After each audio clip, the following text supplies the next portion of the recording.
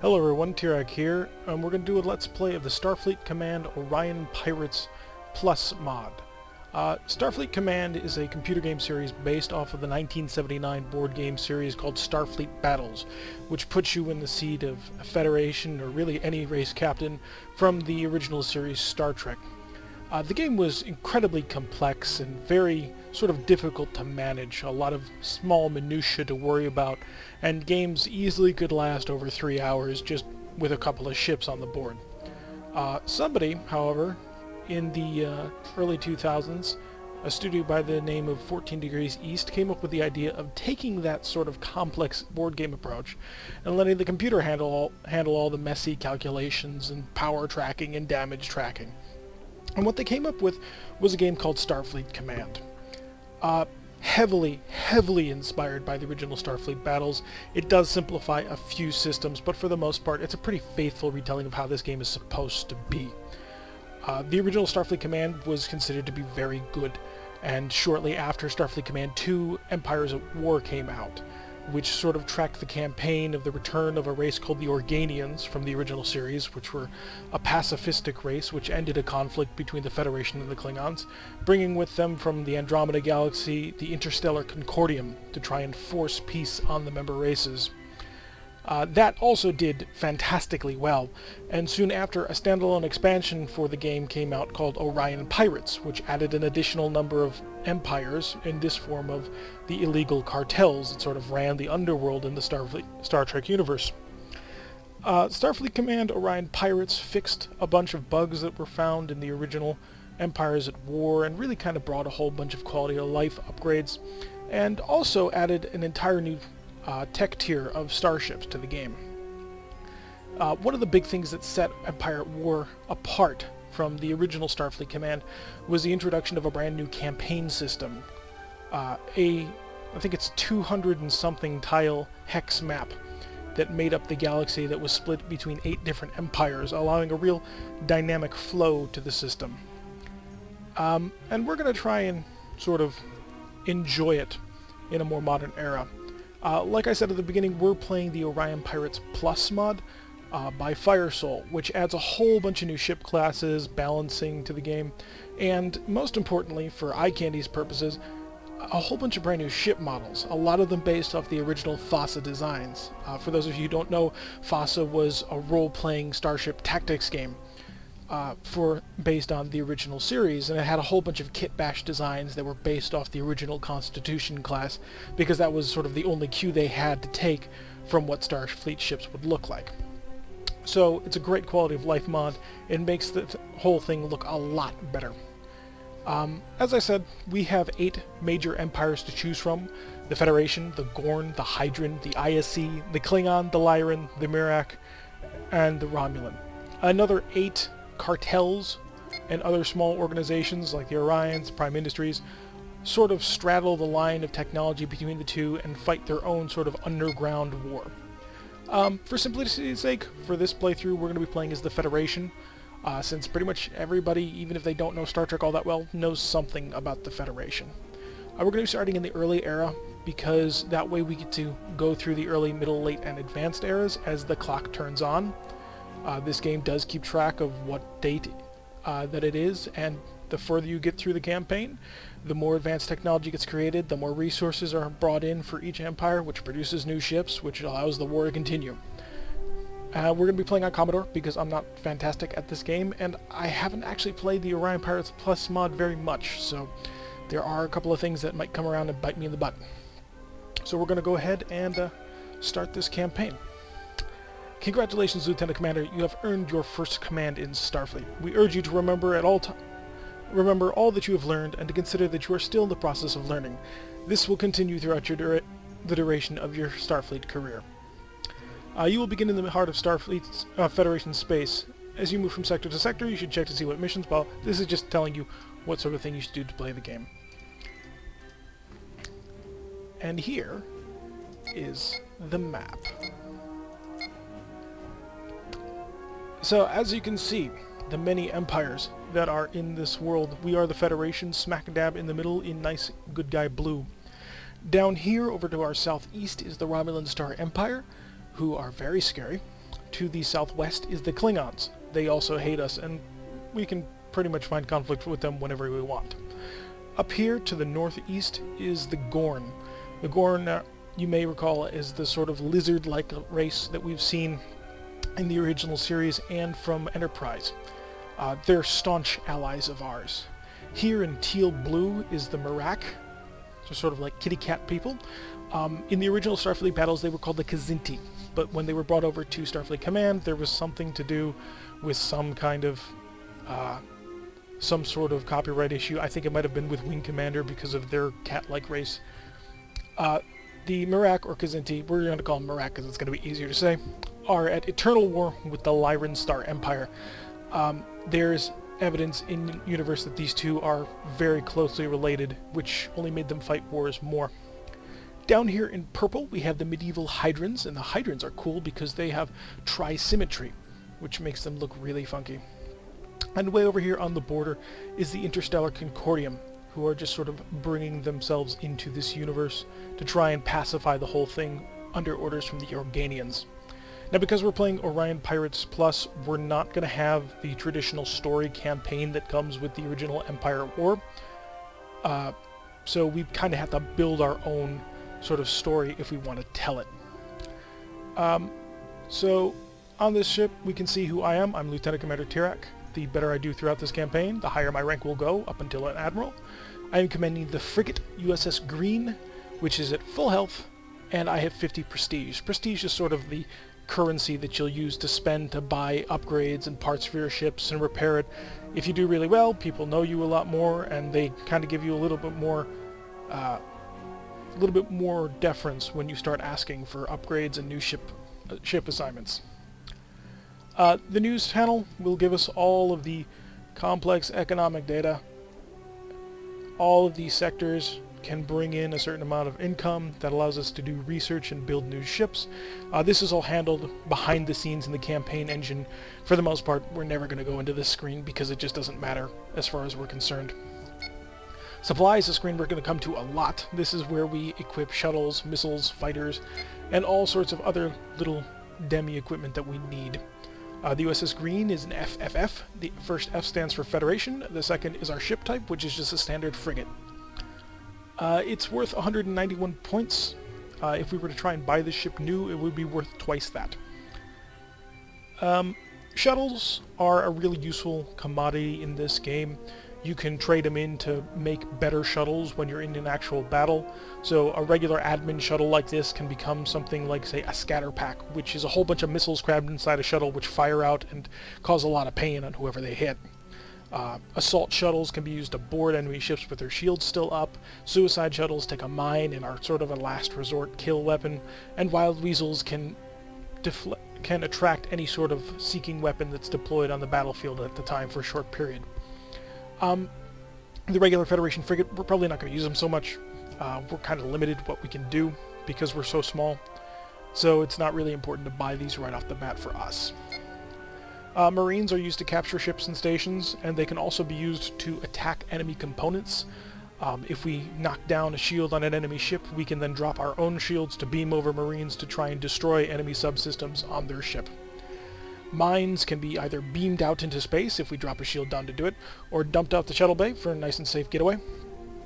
They deal a decent amount of damage and are really useful when attacking cloaked ships, because as long as the cloaked ship is traveling fast enough, it'll set off the mine anyway, and that can reveal them temporarily. And spare parts are pretty obviously used to fix the ship. If we ever get a carrier, I'll explain fighters in more detail, and when we get a ship that has missiles, I'll explain those a little bit better. Okay.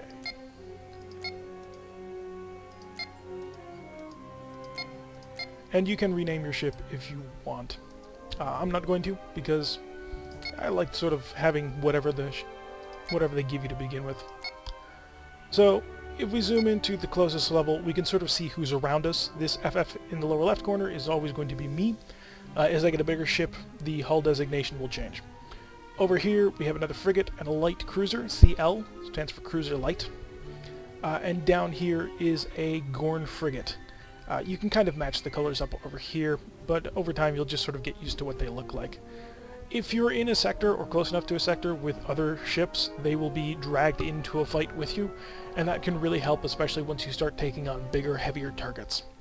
So let's set out to space and go see what we can do. Right away a mission pops up. So this is going to be a standard patrol.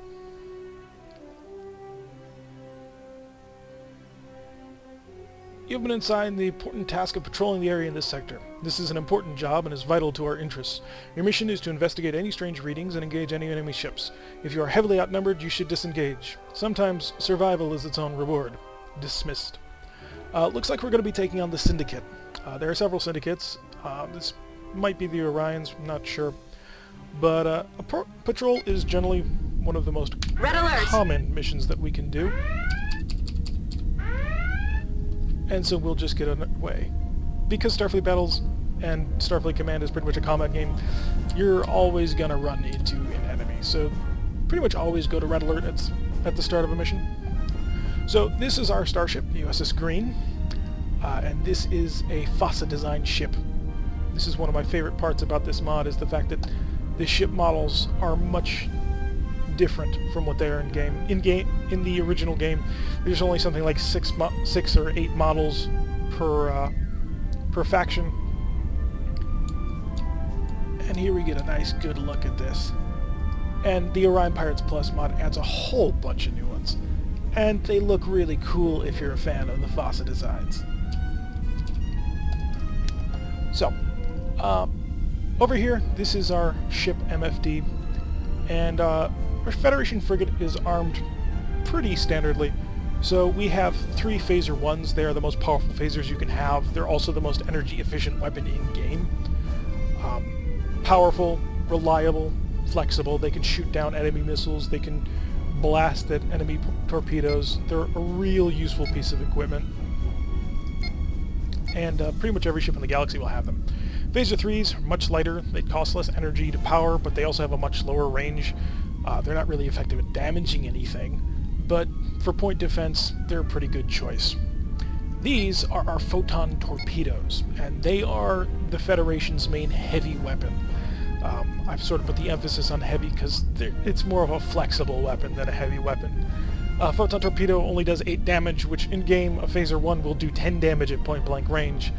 Photon torpedo will do 8 damage at all ranges, so if you're at range 50, or 42 here, if we were to fire a photon torpedo and it were hit him, it would do 8 damage, which is pretty good from this range. But if we get a point-blank range, it's only dealing 8 damage, which isn't much. And there he's firing his own photon torpedoes. It missed. A cool thing about photon torpedoes is you can overload them for additional damage, which is really fun because that bumps up the damage to 16, but that costs a lot more energy to charge it and a lot more energy to hold it.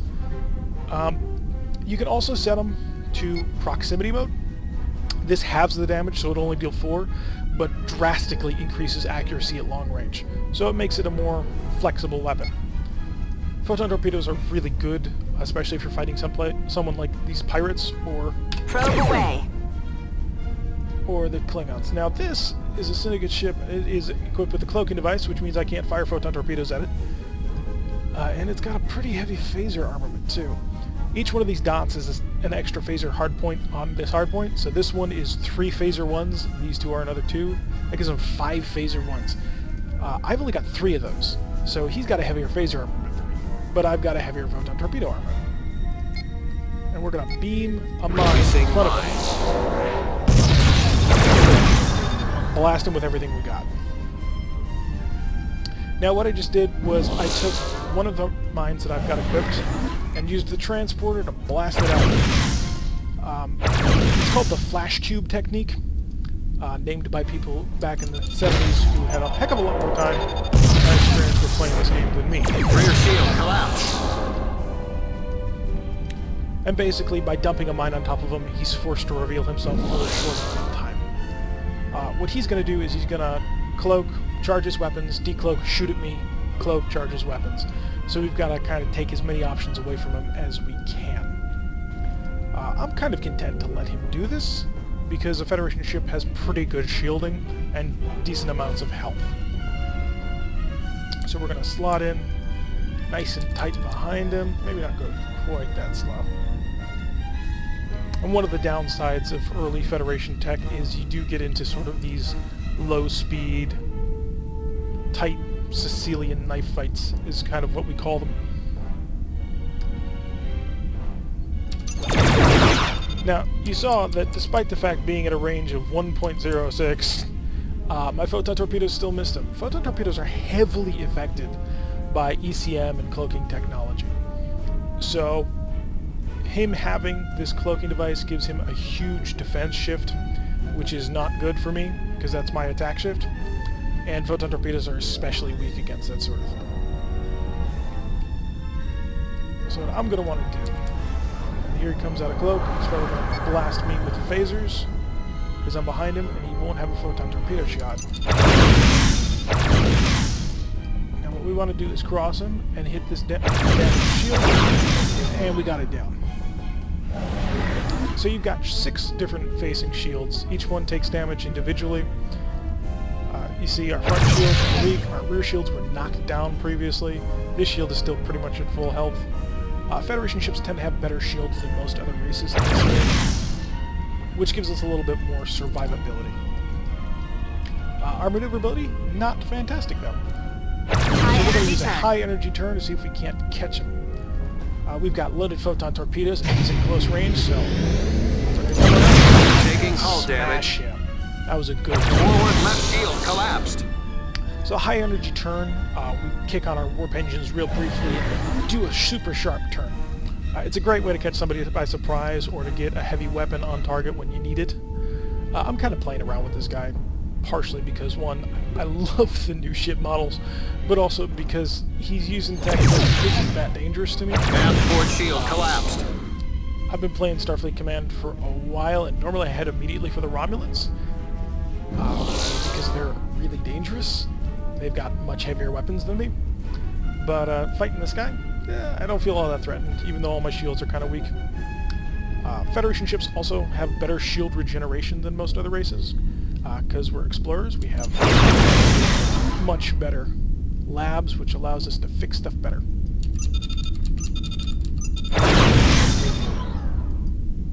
Now you'll notice I'm kind of plodding along. I'm only going at a speed of 9. The maximum speed in this game is 32.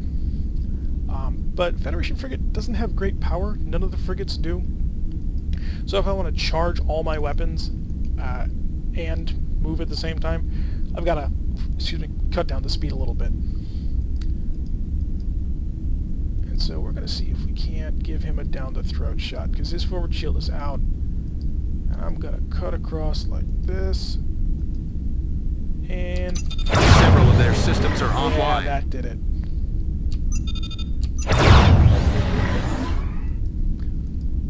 So, on this display, you see how these parts have now been filled in with black. That means they're destroyed. If he goes into his repair menu, he'll have a number of spare parts that he can fix. I've taken a little bit of damage too, but it's only damaged. It hasn't been knocked out. It probably affects recharge rate. Yeah, you can see this one's recharging a little bit slower than this one. Not a big deal, especially because he doesn't have any weapons anymore. So I can take this time to sort of explain a couple of more things. This is your helm. You have all your special maneuvers here. These are all your high energy turns. This is your chance for a successful one. If you fail a high energy turn, your ship breaks down, gets stopped for a little while, and it's a bad day all around. The bigger the ship, the less of a chance it has to successfully do one of these things. You've also got a crash stop, which immediately stops you. This is evasive maneuvers. It takes a little bit of extra energy, but gives you a defense shift, making you harder to hit. This will just tell my ship to follow him. This one will bump my ship speed up to 10 and try and orbit him. We're not going to use that because it's pointless to us. This is the repair tile.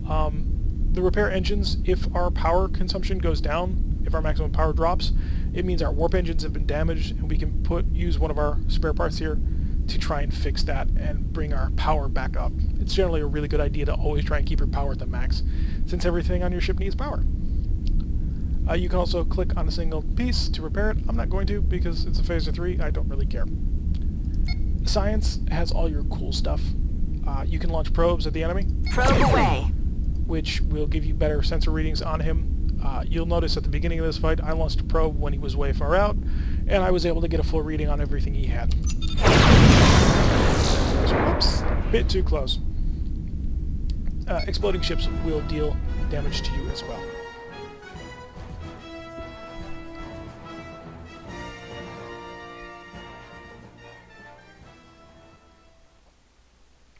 Not bad for a first run, 360 prestige, that's pretty nice. Here's all your battle stats, total damage scored on you, total internal damage, so we took 5 points of damage on that one phaser. What the enemy fleet lost. Most of this just doesn't really matter. So now we're back onto the map, and we're here. There's a Federation frigate also in the area right now. The green's taken a little bit of damage, but you barely would notice it. It's just going to be the recharge rate on one of our weapons. But there does appear to be a Klingon light cruiser here, which is kind of scary. Yeah, oh god, no. So Epicenter is a horrible, horrible, boring mission, especially if you have such a small, underpowered ship. Basically, a planet's exploding, and you need to drag all of your freighters away and have them jump out of the system. And there will be an enemy ship there to do the same thing. This mission takes forever. It's boring as all heck. It's not worth really playing, especially for this early on in the game. I'm going to take some of that prestige, though, and buy some things. So we're going to max out our shuttles, because it's nice to have them. And we're going to bring up our mines, because they're useful. And our marines, because capturing things gives you extra prestige. Spare parts are expensive. So we're going to put a couple of points into that, and then we're going to click the Done button. And because we have more stuff on our ship, trade-in value is a little bit higher. The shipyard is where we would buy new stuff, and this is how much prestige it costs. This is the battle point value, sort of a rough estimation of how powerful it is. And this is the class, what it is. So FDN is a dreadnought. It's a nice, big, powerful ship. This one is a pretty early dreadnought. Only 4 photon torpedoes. This will give you a list of everything it can do. So designation, DN, that's the hull number, that's the hull designation for it. Movement ratio is how much energy it takes per point of speed you put in. So you'll notice earlier I was flying at a speed of 9. A tiny little frigate has a movement ratio of 0.3. So every time I bump that speed up by 1, I spend 0.3 power. Every time he tries to bump that up by 1, he has to spend 1.5 power. Turning class 5, that's slow. Crew of 50, doesn't really matter. Marines 14, he carries 14 Marines on him. This is the total amount of war power that he generates. He also generated 6. And all told, he'll have an engine power of around 53. 4 transporters is how many Marines you can beam over at a time. 2 tractors, that's how many defensive tractors you can deploy. And he'll carry 4 shuttles. It's not a great ship, but then again, the Federation are explorers. Federation light cruiser. That's pretty good. It's not really, but it's alright. There's a lot of more complex things I'll get into in later episodes, sort of how you want to buy things. Because you might look at this and go, oh my god, this is a cheap tiny ship and it's got 4 photon torpedoes. But the Federation destroyer is a travesty of design, and I'll get into that if we ever get enough money to do stuff with that. We're going to skip Epicenter because it's boring, and we're going to keep hunting things down. And we'll go on another patrol. This close into the Federation, we generally are only going to run into monsters and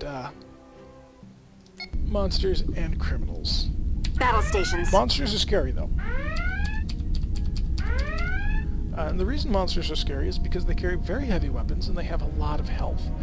And we, unfortunately, don't have any friendlies in the area, which means we've got to take this thing on all by our lonesome. Now, the monster's goal is to get off the map. Our goal is to kill him before he can do that. The problem is, if I'm recalling my monsters right, he's probably equipped with fusion cannons. And after I probe him, I will know much better. That is, of course, unless Orion Pirates Plus takes us away. Probe away. So we're going to probe him. We're going to look at it from his perspective. This is me way off in the corner. And this is his big, nasty self. Oh, he's got shields. That's not good. Are they going to be light shields, heavy shields? Oh, God. Okay, so this is a Phaser 4. This is normally equipped on starbases and planets, and is devastatingly powerful. I can't beat this guy. There's no way. That's kind of embarrassing for the first episode of a Let's Play. The simple fact of the matter is, the amount of firepower he can pump out from that phaser alone could gut me. Then he's got another 4 phaser 1s, which also gut me. So we're going to go select our photon torpedoes, proximity mode, and we're going to try and snipe him. The problem is he's also got a ton of shields, so sniping him is not going to be particularly effective. And one of the things Orion Pirates Plus fixes, or at least they say they fixed, is they say you can't just beam over to kill the monster. I hope I can, actually. I'm going to try that. It's a cheesy tactic. Oh god. Yeah, that phaser can reach out and actually deal damage from here. He missed, that's why none of the shields flared up. But still kind of scary when you sort of realize what you're up against. So there's a cheesy tactic in the original Orion Pirates that they said they fixed, but I'm going to test that a bit. And that is that if you beam over onto an enemy ship, onto a monster, because it's got no Marines on board, it dies. So here I'm reinforcing my front shield. I'm pouring extra engine power into it. In order to actually deal damage to my shield, he has to deal damage to my shield. And he just did, with his big-ass thing.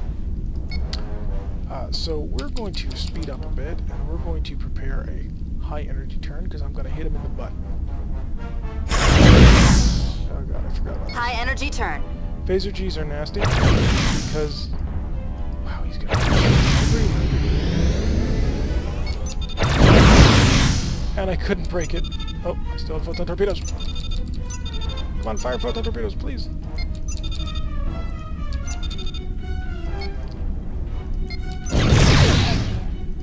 Forward shield collapsed. Yeah, they fixed it. Okay, we are out of here. So, what just happened? Normally, you can beam onto those monsters, but they did indeed fix it. So you can't beam onto that monster. I'm going to bring us down to yellow alert. Please try. Yellow alert. Because that takes my weapons offline. And I'm traveling at my maximum speed of 31. And I'm going to pour all my energy into the rear shield. And this will give us a chance to talk about the other tabs here. So this is your Marine tab. This controls all the Marine battalions on board, of which we have 12. Which is cool, and only 2 transporters to beam over at a time. The other side of this tab, though, is the hit and run tab. And I can't beam to this target, so I can't do anything about this. But normally I would be able to click on things, add them to the transport queue, and it would then beam over 2 Marines to attack 2 targets. You can use this to really effectively ruin somebody's day. This is the weapons tab. It controls all of your weapons, essentially. It can change your firing mode. And you can sort it through phasers, heavy weapons, and all weapons. Phasers, this sets their power priority, I believe. Oh no, this is their weapon group. So these phasers are grouped into group 3 and group 1. Phaser 1s are grouped into group 3. And you can set that just by either clicking in here or clicking on the phaser here, holding shift, and then pressing control and 1 through 4, and that'll set the weapon group. You can deploy mines Releasing out the mine. back. The mine won't turn on until you're far enough away. That allows you to keep your shield up, prevents someone from trying to chase after you. Here you can change your weapons to fire to disable or fire to kill. When they're set to disable, the phasers will fire a little bit weaker and heavy weapons won't fire at all. You pretty much are never going to set that to anything except fire to kill. Communications lets us handle our briefing, which is stop the enemy before it can leave. We can't stop this enemy. And sometimes there will be under certain special missions, we'll have extra options. This is our defensive screen. This toggles on and off. Phasers set to point defense. When they're set to do that, phasers will shoot at enemy drones or small things that come too close to us. This is defensive tractors, which will turn our tractor beams to stop enemy incoming missiles, which can be pretty handy. This is the crash stop button. I'm not going to click that yet because it would stop us. This is the map border, by the way. If we fly too far beyond this, we will leave. I'm going to try and avoid that for now, just a little bit. This is our big map. It tells us where everything is. Not the furthest out zoom that we've ever seen, but it's good. It'll give you a decent idea of what's going on. And the reason why there's a big splotch here is because that's a primary target, and that's how it's indicated. This is the fleet screen. If we had additional ships, we would be able to select them and tell them what to do. This would give them their formation, so align abreast, column, chevron, inverted chevron, which is something else. Yeah. And echelons left and right. This tells it what it does, so we can tell them attack the target, capture the target, defend the target, tractor beam the target. It gives us an idea of how much health they got left, what they're shooting, and what it can do for health. This is the formation tightness control, so right now it's at the loose formation. They'll basically fight anything they want. Matching your target. Medium formation forces them to shoot at whoever we're shooting at. Firing on your command. And that means that they will only shoot when I click that button. This tells them what sort of ECM behavior to take, which is controlled on this screen. And power, you will pretty much never do anything with. I mean, you can look at it to see where your power draw is coming from, but as far as we're concerned, it's kind of a useless tab. Although you can order it to charge and discharge batteries. This is your option screens. You can speed up and slow down time, speed up and slow down text, change how your camera's looking, which is also controlled by your F keys. Reduce sound a little bit. And that's the main panel. Oh, there's the other corner of the map. Doing laps now. We might warp off screen. As you can see... Go to warp. Yep. Federation frigates, not known for nimble maneuverability. I think that's a good place to put it at now. That sort of gives you a general overview of what to expect. Sort of, you'll go after whoever you can take, and sometimes you'll be matched up against people who are way stronger than you.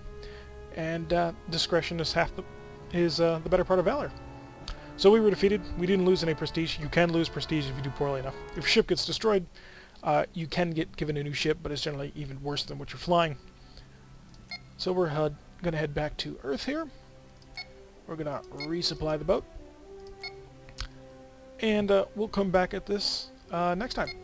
So until then, I've been Tirak. Thank you for watching, and I hope to see you again.